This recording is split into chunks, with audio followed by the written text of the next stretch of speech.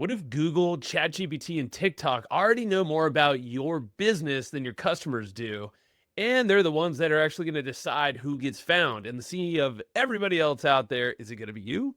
So I chose to have Jason Barnard here in the podcast today because this is super timely. He's going to break down how to actually take control of your digital identity, how to build trust with AI, and how to position yourself for the future of search. Jason's been doing this for 27 years, search optimization. So this is extremely timely, very tactical. Let's dive into it.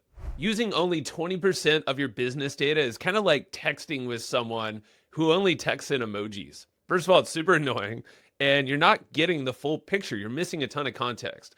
That's kind of how businesses are operating right now, where they're using only 20% of their data, unless you have HubSpot. So with HubSpot, this is where your emails, your call logs, your chat messages, all that can be turned into actionable insights that actually grow your business all within that platform, because all that data is really going to make all the difference. It's a total game changer. So learn more over at HubSpot.com. All right, Jason, we're finally hitting record because already the pre-chat, it's always a good thing when we're relating to people that we know and just getting excited for what's to come. So thanks for hanging out with me today, Jason. Brilliant. Thank you, Joe. And I love the pre-chat. That's usually some of the best stuff, and I just have to like cut it off and be like, no, Yeah. gotta hit record, gotta go. So we were going down memory lane a little bit. You have 27 years of experience of working with, maybe it wasn't always called SEO at the time, but basically search and how to optimize things. It's evolving massively. You said you're up at 3 a.m. today with like fireworks bursting in your mind. Like, there's new stuff. So No, 100%. And I started in the year that Google was incorporated, 1998. Mm-hmm. And I was doing white text on a white background. I was submitting to these different engines, different pages for each engine, for each variant.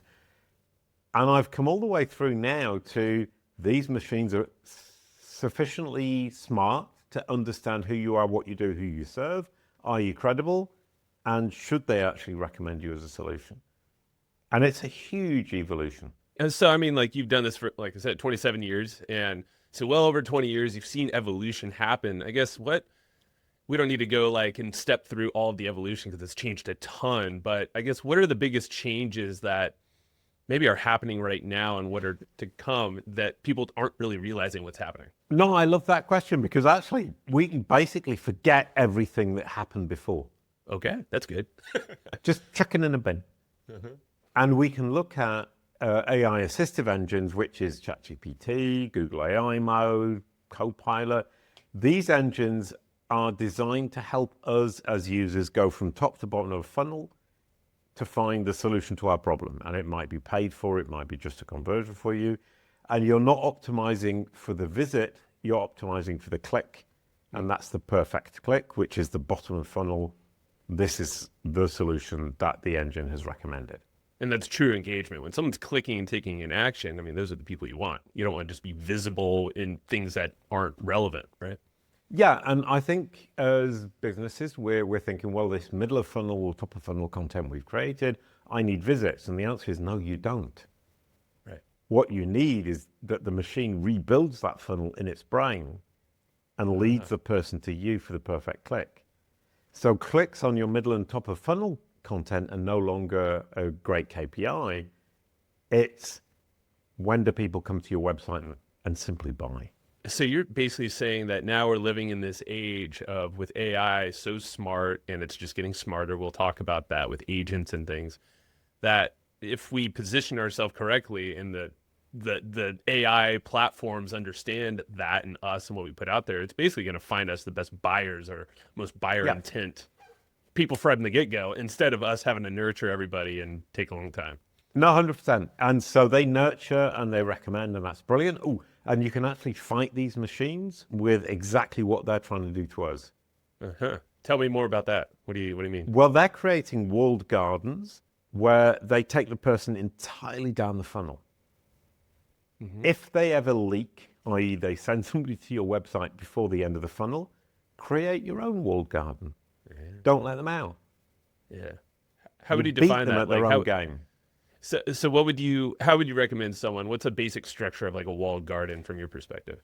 A personal Well, one. what they're doing is saying, okay, we've got an awareness question, and we then take that down to consideration, and we take it down to decision.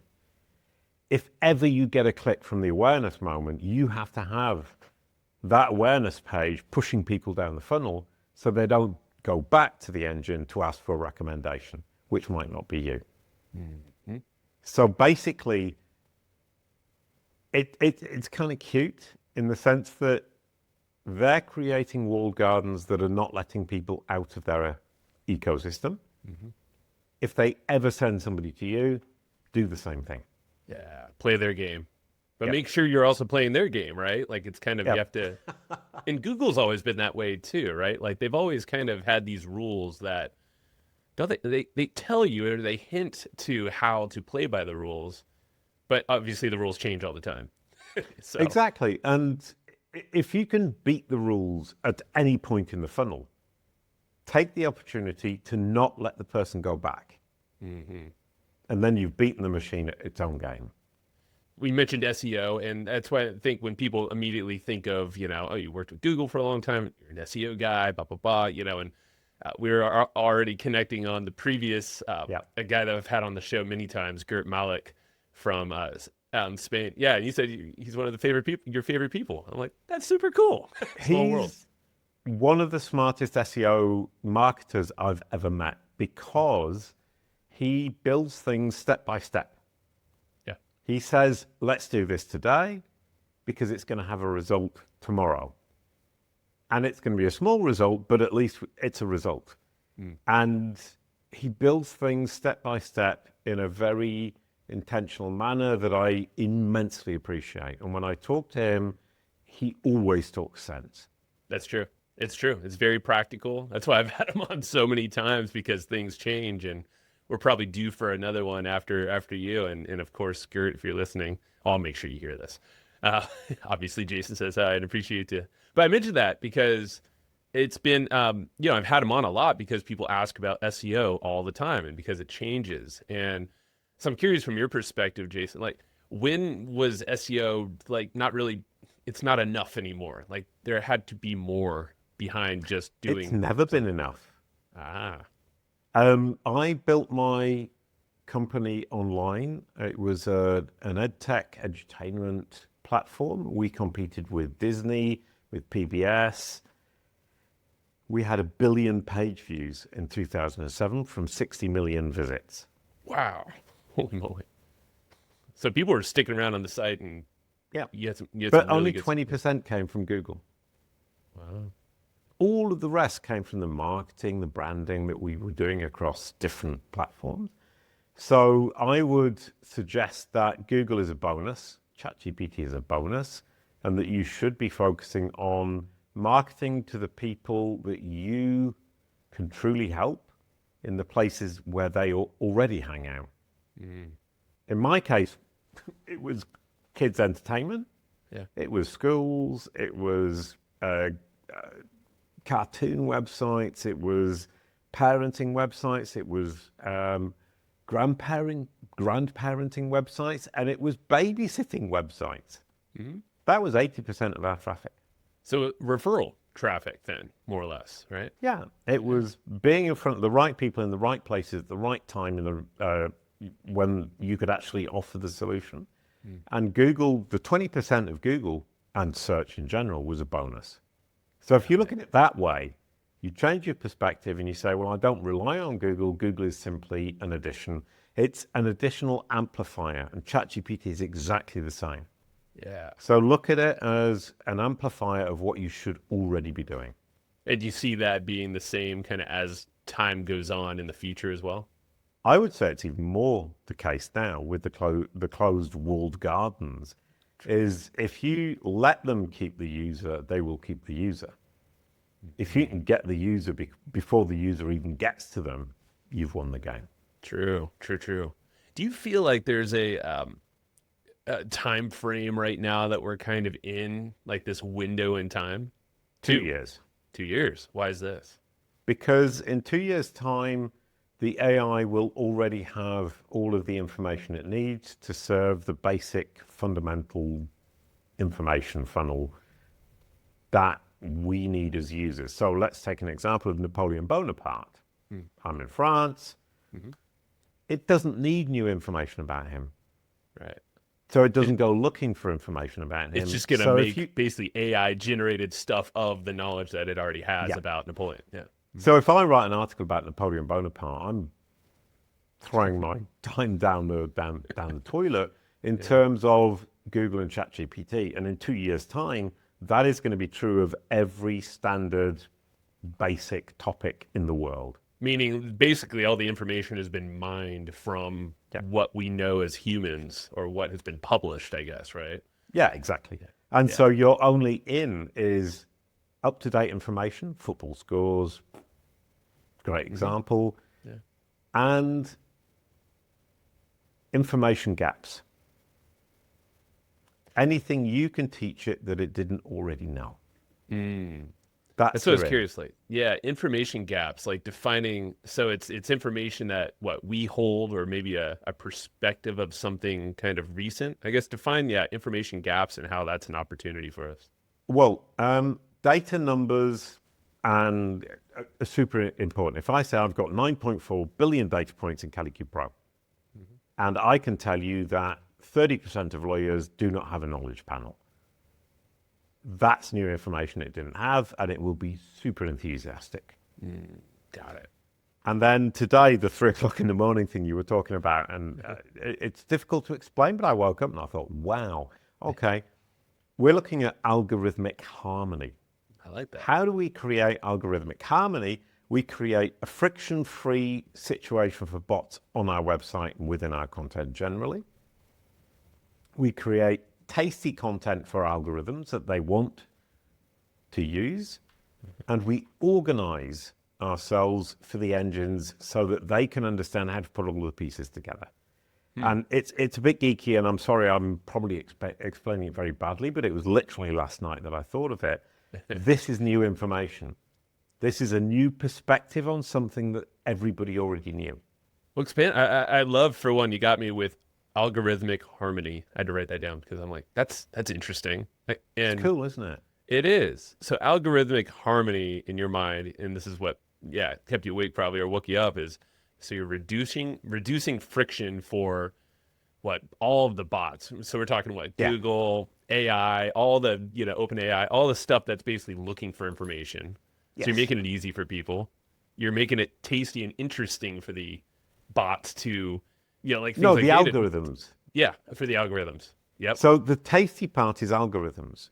Does the algorithm think that your content is tasty and helpful? And that would be timely stuff, right? The information gaps that you mentioned. Does it serve the purpose of the need of the user? Mm-hmm. You need to make sure the content you're creating makes the algorithms think, yes, I can serve this to my user and it will be helpful to them. That's tasty. And then the organizing, please go ahead, because I'm interested in your perspective. Yeah, literally, I thought you would be. No, but I mean, this is like 18 hours old. Right, I know. And just so everyone knows, that was 3 a.m. You're in France. I'm in San Diego, California. It's past 7 o'clock p.m. your time, so almost 7:30. So it's like you've been up for a while and you're still buzzing. So, but yeah, the third. So we talked about reducing friction for the bots, make it tasty for the algorithms, and then organizing this so the engines understand how to put all the pieces together, right? So how it shows up when people are actually searching for that need. Yep, you've nailed it. That's my take on it. That's it. Well, that's Cool. it. Yeah. So 18 hours old, and it's all nailed now. Thank you very much, Joe. You very much. Well, I'm happy to introduce it. I got to publish this before you go, and no, I know you're already writing something. Beat you to it. I don't think I will. But no, I think that's a great overview, and I guess now this leads me to, because I want to get to knowledge panels and how that's important, and it's been around. It's not like a new thing, but maybe we go back to that and kind of pause for a moment, because I do want to get your perspective of what's happening right now in AI and how, just search it's similar but changing, how we position ourselves and.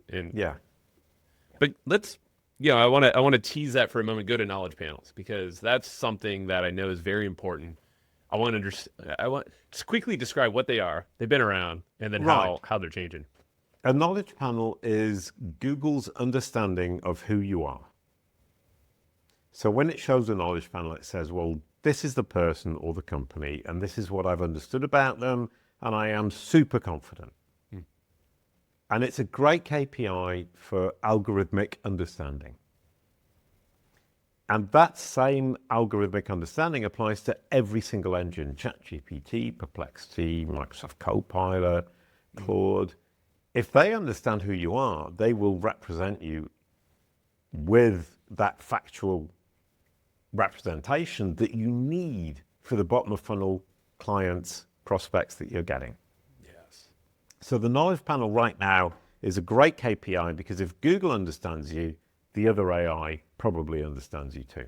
Because they're all looking at Google as that source of information, at least for now. But like you said, I mean, Google's been at it since you said, what, 97, 98? I think they started in 96, but they Yeah. incorporated in 98. So I use that date because it makes me look like I was there at the beginning. But I they'd mean- actually be going 2 years before I started. Okay. I started SEO in the year Google was incorporated is better than I started SEO 2 years after Google started. I like it. It's all branding and positioning, right? Yep, exactly. Always. It's what we call it at CaliCube, claim, frame, and prove. Claim, frame, and prove. So I claim 27 years. I Yeah. frame it by saying same year Google was incorporated. That makes me look impressive. And then I prove it with links out to resources on the web that show that. Yeah. So the framing is super important because the difference between I started in SEO the year Google was incorporated, brilliant. Okay, Google, Jason, same date. Yep. I started SEO 2 years after Google started actually with their search engine. Jason was behind the time. Right. So you get immediate trust. You can prove it, and yeah, and off you will. That's great. I mean, that's a little nugget right there. Anyone could just take and use for their own business or whatever. Yeah, you're the doing, the framing is super important.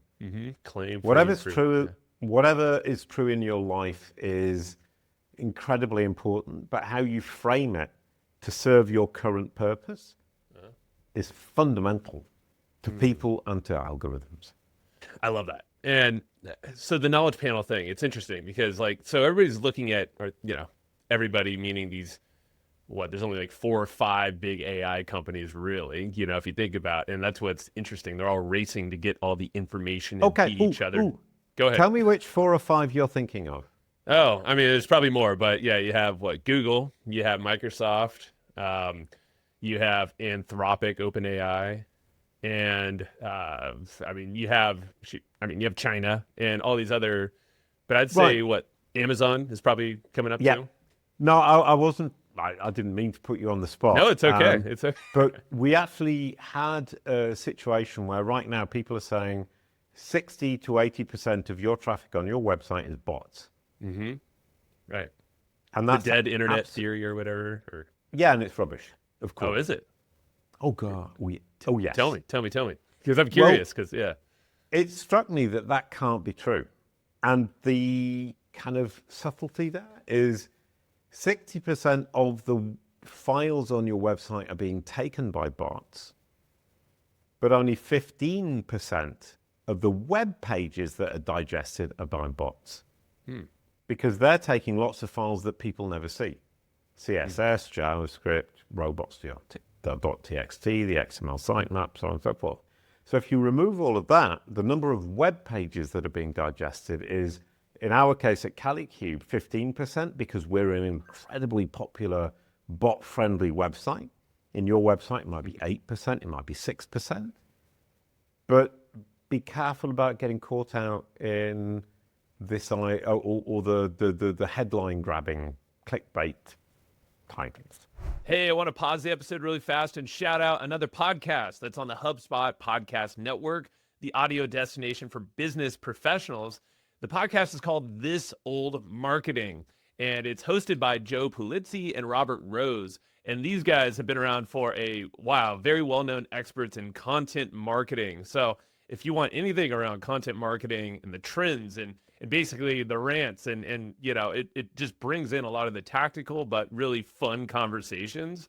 They're not more than an hour long, so you'll be able to jump in there, get some actionable stuff for your content marketing, and then jump right out and then go do some stuff with it. So I highly recommend to go listen to The Old Marketing wherever you get your podcasts and go enjoy. The world's top entrepreneurs are already cloning themselves with AI, and you can too. At AI Build Team, we've already helped industry leaders turn their knowledge into AI-powered digital twins that teach, sell, and engage on autopilot. It's not the future, it's literally happening right now, so don't get left behind. Head over to aibuildteam.ai/Joe, and you can talk with my AI twin. You'll instantly see how it works and how it can help you scale. So again, head over to aibuildteam.ai/Joe. So bots are crawling your website, and they are doing a lot. And TikTok is a huge consumer. Really? You said China. It's TikTok. It's TikTok. Yeah. I don't know what they're doing. I don't have an insight into why. But they crawl as much as, if not more than, Google and Bing. TikTok does. I did not know that. Nuts, isn't it? So is that just to beef up their own internal search algorithm, right? It's got to be. Maybe they're feeding Baidu. Maybe they have a plan for the future. Maybe they're going to take over the world. I don't know. But definitely, they're huge consumers. Got it. I didn't know that. Learned something. And Amazon are a huge consumer. Meta are a huge consumer. I missed that. So that might be the 6th or 7th then. Yeah, Meta. Yep. That's true. Good call. And yeah, I mean, we found a bot called Petalbot. Petalbot. I haven't heard of that. No, me neither. I've got no idea what they do, but they're terribly enthusiastic. And I mean, I'm curious of your thoughts, but like now with agents or bots, everybody can vibe code or do something. I mean, the information is literally out there to anyone in the world. Yeah. The power of AI, open AI, it's literally. So who knows what's getting developed? I mean, yeah, right now we have these ones that are really backed by either a bunch of investors or nations, and both. But then you have all these independent players who are spinning up things that are also competing in their own thing, right? Yeah, and Petalbot are doing something. TikTok are doing something, but I don't really know what. And we'll see. But it's super, super intriguing. And I take it as it's probably intriguing, at least to me, is like, well, this is even more of a reason to at least show up in the way that I want to get showed up to or shown to my best potential customers or whoever, subscriber, viewers, whatever your KPI or your conversion point is, right? Right. And a really important point to make is that Googlebot and Bingbot have been incredibly kind to us over the years. Have they really, though? They render JavaScript. They try to figure out what your website looks like when the JavaScript triggers. They try not to overload your server. They try to chunk down your content. They make enormous efforts. TikTok, OpenAI, Meta, Amazon literally don't make any effort at all. So they're literally like bogging down our own systems because they're trying to take... Yeah, and Perplexity have been caught not respecting instructions saying don't crawl this part. Oh, wow. So it's now turned into the Wild West, and we've been spoiled by Google and Bing, and we need to learn now that Perplexity will break the rules. Yeah. TikTok will crawl you massively, and they don't care about the fact that your server is about to crash and that your users are not getting a great experience. Amazon the same, Meta the same. So we're in a situation now where you're saying, well, we actually need to think about this. It's not so much, am I sharing my information, which you want to do if you want to be present in these AI assistive engines. It's, do I have the resources and can I afford it? Is there anything we can do to prevent or optimize what we're doing so they're not going to take us down and ruin the experience for everybody else? Well, if you want to take control, go through Cloudflare. Mm-hmm. They have bot detectors, and you can actually exclude bots. And so if you're saying, well, I don't want TikTok, exclude it. Okay. So and that's a really neat trick. So it's basically just setting your website up so that every request comes through Cloudflare. Yep. And then you can control it.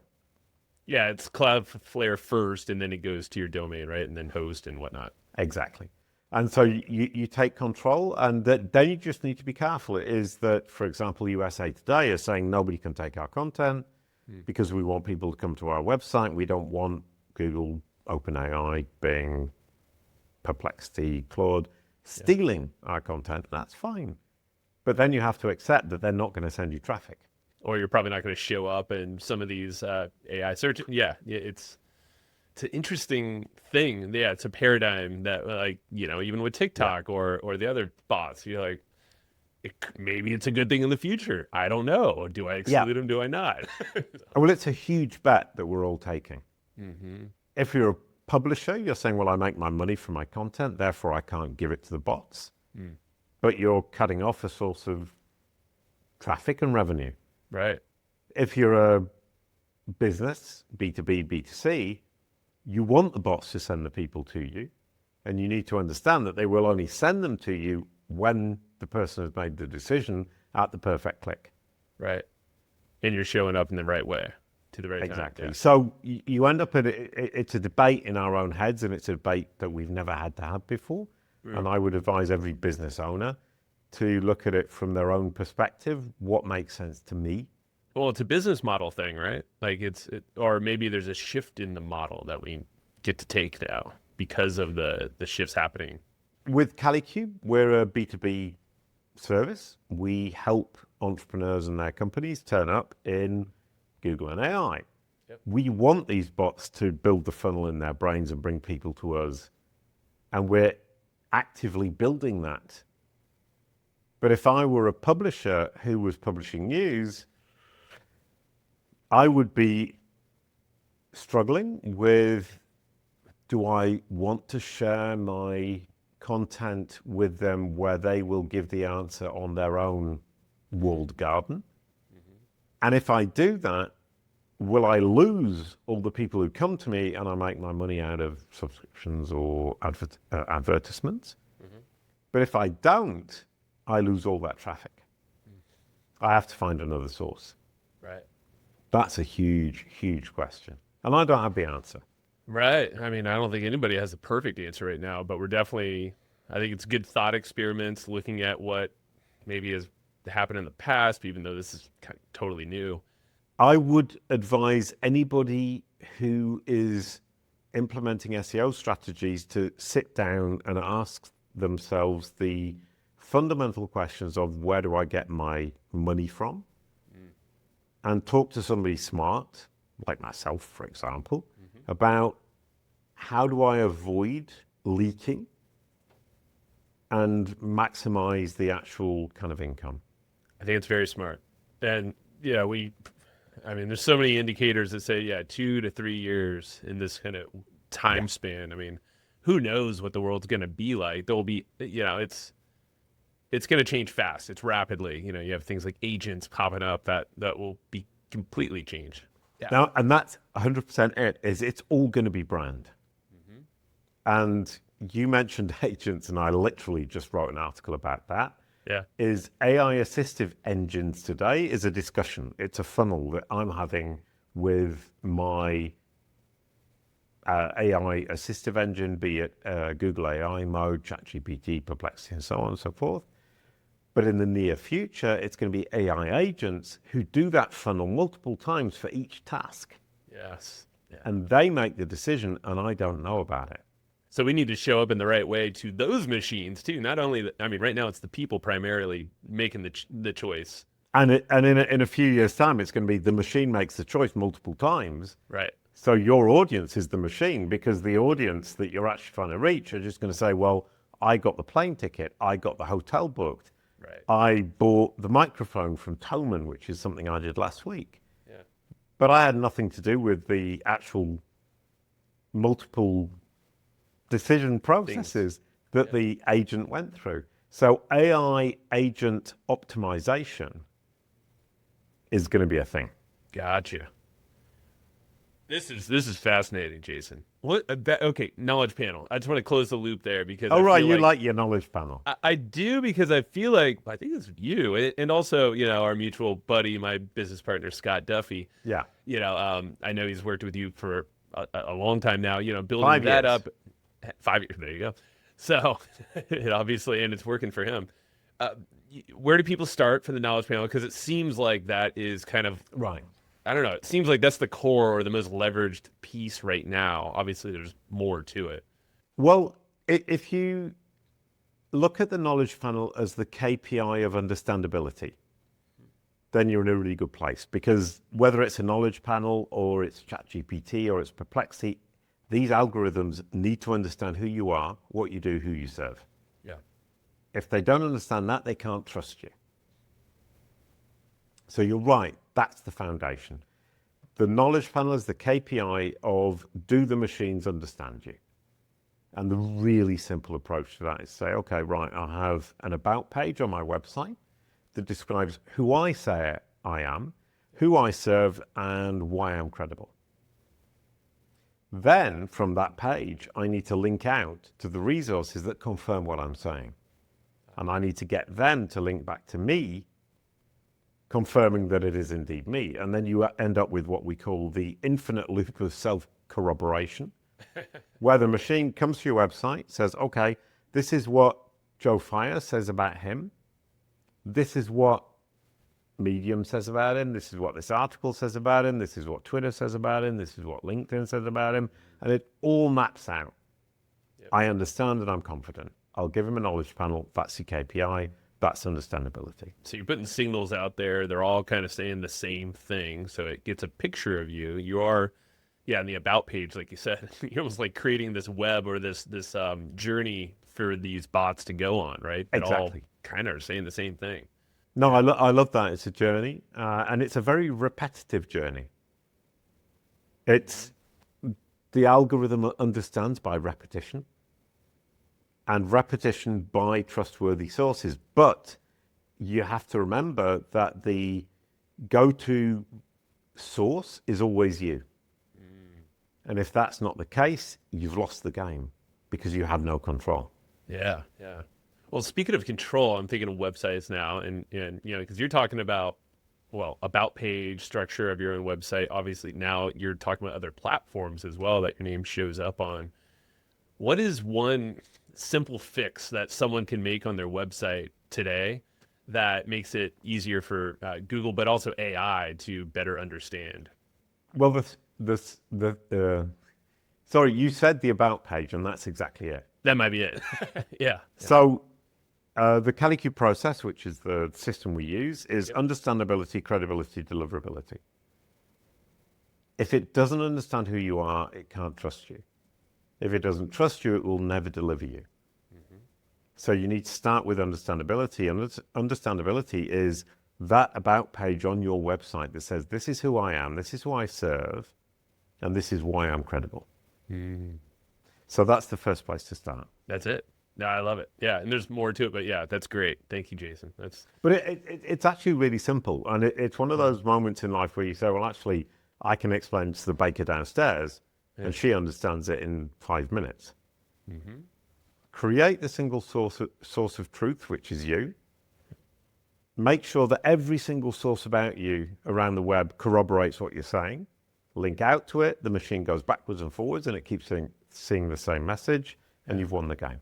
I like it. I mean, logically, it's all there, but like you said, it's a process. I mean, Gert that's why, you know, Gert Malik, when he talks about things, you know, he's got his process, and and I know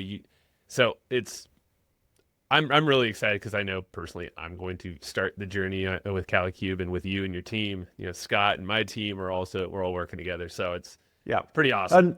And I think the important thing is what you've focused on. You keep talking about the knowledge panel, and you know, I've been doing this so long, I'm a bit bored. Knowledge panel, bit dull, but it is the foundation of everything. Yeah. If the machine doesn't understand who you are, you have no hope. You're not even in the game. Yeah. So if you don't have the knowledge panel on Google, you're not going to be playing the game in Google, in Bing, in Claude, in ChatGPT, and that's your foundation. You need to start there. And it starts with the entity home, which is the about page on your website, and the corroboration around the web with links that make sure the machine goes through that infinite loop of self-corroboration. Mm. And when I say it like that, it sounds very simple. Managing it is quite difficult. Yeah. Because as human beings, we're a bit messy. But that's where you start, and you can DIY it. That's great. So if they don't want to DIY it, or if they want to learn more, where do they go and find you, Jason? Well, if you want to DIY it, you go here, kalicube.com/guides. And if you don't, reach out to me. I'd be happy to help. Awesome. Yeah, we'll put everything in the show notes, link it up and all that, make it easy. So last question, Jason. I'm always curious of, and we've kind of talked about it, but like the next handful of years, like what's the thing you're most excited about? I mean, you've been excited. You've been on fire all day long today. I know. I'm curious, like with you, I mean, what you said there's 2 years of this, like, does that mean that you're out of a job, Jason, in 2 years? Or is like, No. I love the question. There are a few things that are going to remain in place. Is my life is going to change, and the algorithms know that. But if they don't recognize me before that 2-year window, they won't come looking. Yep. I have to make myself, you have to make yourself sufficiently important to the machines that they come looking 3 years from now. That's the key focus. And anybody who's missed that boat is going to be really struggling. So you need to, in the next 2 years, make sure that you become sufficiently important within your niche for the machines to proactively come looking for information about you. Mm-hmm. That's it. All right, y'all. You know the procedure. Go do it. Go do some stuff. Definitely go follow Jason, what he's doing. I mean, it's very timely stuff. That's why we're talking now. And next few years is going to be interesting. Who knows what the future's like? It's nuts, isn't it? I'm just happy we're here, we're alive, and we're experiencing it. Because absolutely. Thank you. All right, Jason, I appreciate you. Was this a good cap to the day? I know it started very early for you, but yeah, it's absolutely the perfect end to a day where I started the day just going, oh wow, this is all brilliant and wonderful and delightful, and I'm thinking it all through. But the foundation is always, does the machine understand who you are, what you offer, and to whom? Does it believe you to be credible as a solution to the subset of its users who are your audience? And does it have the content to be able to deliver you to those people for whom you have the perfect solution? That's it. Yeah, perfect. All right, Jason, go get some rest. You've been at it all day long. Thanks for hanging out late with me. So, till next time, we'll do it again soon. Bye.